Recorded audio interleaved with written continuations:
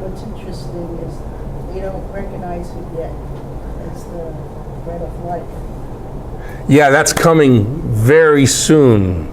They don't, see what Lucy said? They don't recognize him yet as the bread of life. You understand that bread of life and light of the world are Johannine over-lexicalizations, too many words to say the same thing.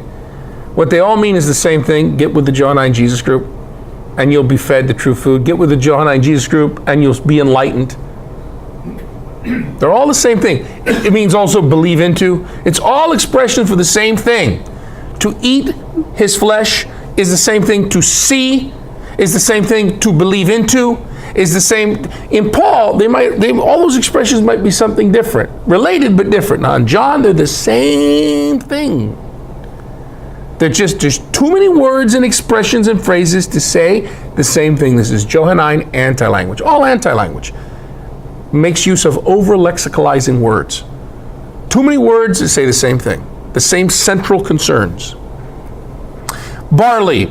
Barley was used for making bread among lower status people, peasants, because it was much cheaper than wheat and less nutritious.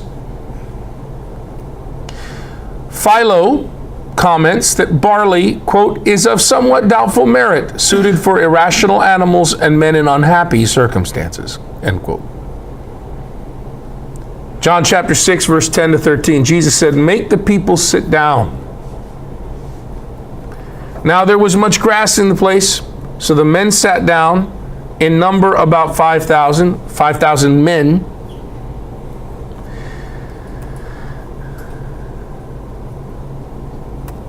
Jesus then took the loaves, and when he eucharistes, he distributed them to those who were seated, so also the fish, as much as they wanted. When they had eaten their fill, he told his disciples, gather up the tasklasmata, gather up the fragments left over, that nothing may be lost. So they gathered them up and filled 12 baskets with fragments from the 5 barley loaves left by those who had eaten.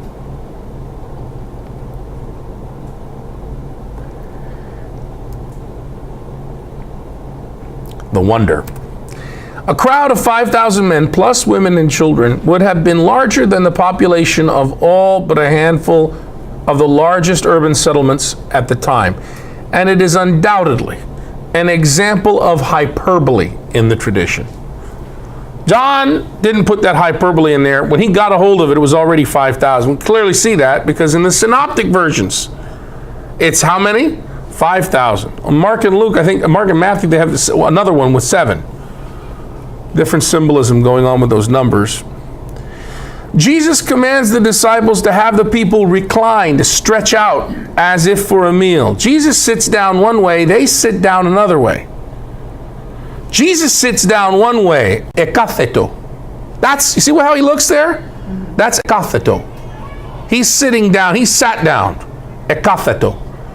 But he asks the people to take a position where they stretch themselves out and recline. That's how Mediterraneans prepare for a meal. A meal in a collectivistic Mediterranean culture is not just, okay, we'll eat and discuss things, 20 minutes tops, and then we're off to the next episode. No. It's a socially bonding and integrating. These are collectivist folks. This is an experience where you just melt into each other, right? As a collective. So it's got to be long. It's a big event. And so it's a different verb. They sit down, anapesein, which looks like that. Except they'd be in grass, right? And by the way, at the Last Supper, that's how they'd be sitting, not sitting up like this at a table. That make it look a little different now, right? Yeah. It's fascinating to explore why, speaking of ashram cats and roasts, why Renaissance art, I'm thinking of Leonardo da Vinci, has it like a table, and so many places have it like a table. Why do you think that would be? Why did we start in Western thought conceptualizing it as happening at a table that's elevated with our chairs up like this, and Jesus is standing behind the table doing something, and we're looking at the table while he does it. Why do you think that would be? In that day and time, didn't they do that? Not in Jesus' day, but in the painter's day, they must have started building and using chairs. True. But there's another thing too, Stephanie. Emphasizing, They're emphasizing this was the first Mass. like, the, Okay. So it's the table of the Lord. right. So now it's an altar, Right. because at one point, the meal, see, very early on, 2nd century, the meal aspect of Eucharist disappeared. Because the parousia refused to manifest itself, the return of Jesus. So the understanding of the presence of the Eucharist was more and more focused on a representation of the sacrifice at Calvary. That made the overseers and elders who officiated and served at these events, listen to my words, less like waiters and more like Levitical priests. Right? Levitical official mediators of cultic sacrifice.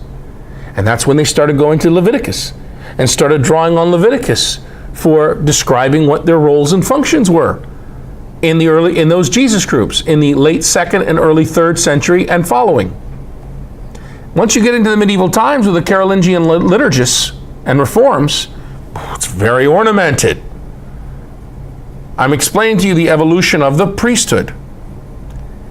All through that time, from the 3rd century on until 1962, the meal aspect in the Latin rite of the church was lost. All that was emphasized was the sacrificial aspect. Guess what we started to try to reclaim at Vatican II? The meal aspect. This isn't only a sacrifice, but it's also a meal. Yes, Joe, and then Evelyn. Yeah, after, you figure they had 5,000, and then children and women, maybe between 5 and 8,000 people. A lot, no, a lot more than that. Okay, fine. Now we're going to eat. Yeah. So we're going to go around, give them food, what have you, and they're going to take it easy and have their lunch. Sure. That's going to take like 18, 22 hours. Sure. To have lunch. A long time. Right? Sure. Day into night and today again. Yeah. Unless it's an alternate reality. And they better have a lot of portable johns after all that. Unless it's They go in the grave. unless it's an alternate reality. That's going to be one hell of a horrible Woodstock event, if you know what I mean by that. What do you mean by that? I don't understand. We'll talk about that in a moment. Yes, and mostly when we come back after the carnival break. Yes. Men and women would be like that together? No.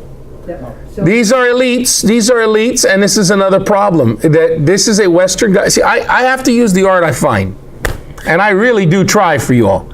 But I got to tell you, a lot of it is anachronistic, chock full of anachronism and ethnocentrism to our country and culture. No, it wouldn't look like that. Males sit with males, women sit with women. In some elite families, that's excellent, Evelyn, excellent. But what I am trying to show you is the reclining. By the way, were there any women at the Last Supper?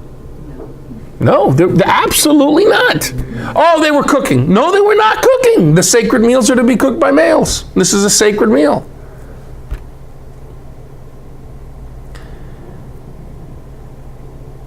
The narrator adds 2 details. There was much grass in the place, and the men, number 1, and number 2, the men who arranged themselves for the meal were about 5,000 in number. The latter detail, that the men were 5,000 in number, indicates the immensity of the crowd, as just illustrated by Joe, and it heightens the impact of the feeding. The detail of the green grass, however, recalls the 23rd Psalm.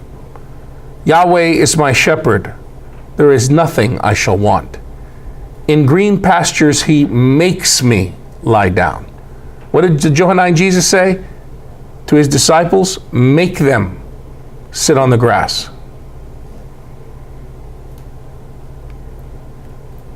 Hey, thanks for watching. Just continue the playlist for the next part of the study. If you have further questions, this is good.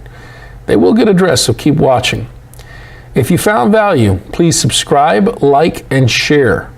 As always, questions, comments, and criticisms are most welcome. God bless you.